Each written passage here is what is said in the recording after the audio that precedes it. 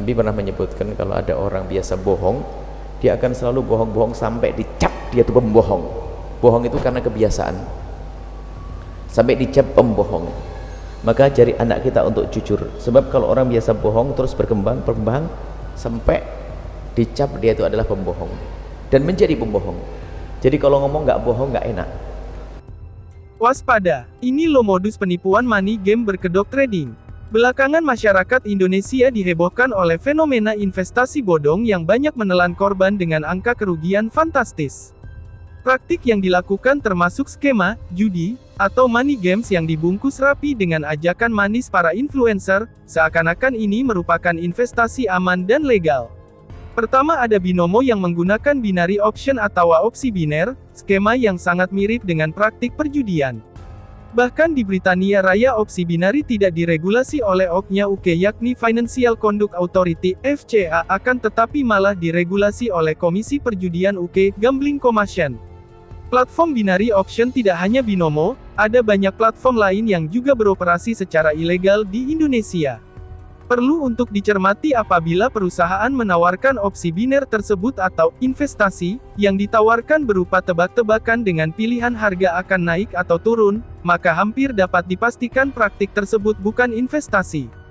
Selanjutnya ada juga investasi bodong lainnya, yakni terkait robot trading. Baru-baru ini Direktorat Jenderal Perlindungan Konsumen dan Tertib Niaga, Ditjen PKTN, dan Badan Pengawas Berjangka Komoditi, Bapepti, telah menindak salah satu usaha penjualan expert advisor robot.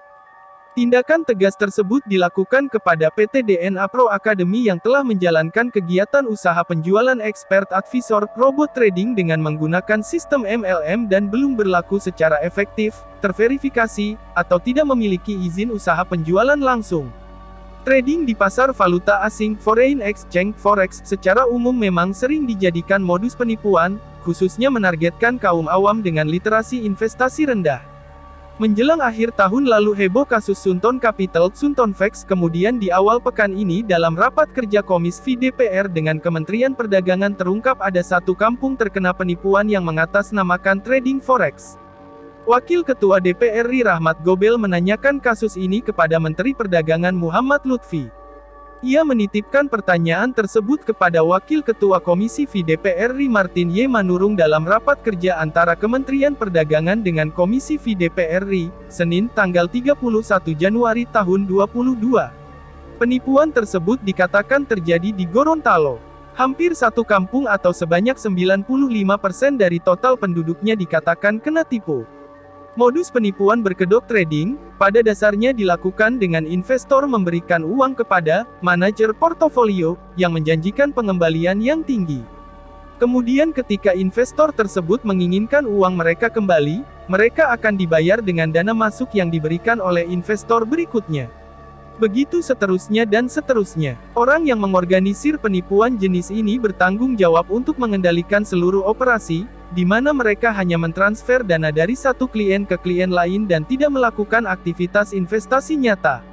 Khusus untuk forex, caranya sebenarnya sangat mudah, yakni bertransaksi di pialang broker lokal yang diregulasi oleh pemerintah, dalam hal ini Bapepti. Saat ini ada 66 pialang berjangka yang terdaftar di Bapepti. Di Indonesia kini banyak broker asing ilegal yang beroperasi dengan menawarkan biaya transaksi yang lebih rendah, bahkan tanpa biaya. Kemudian modal awal yang diperlukan juga lebih kecil, dan bisa bertransaksi dengan jumlah lot yang kecil juga.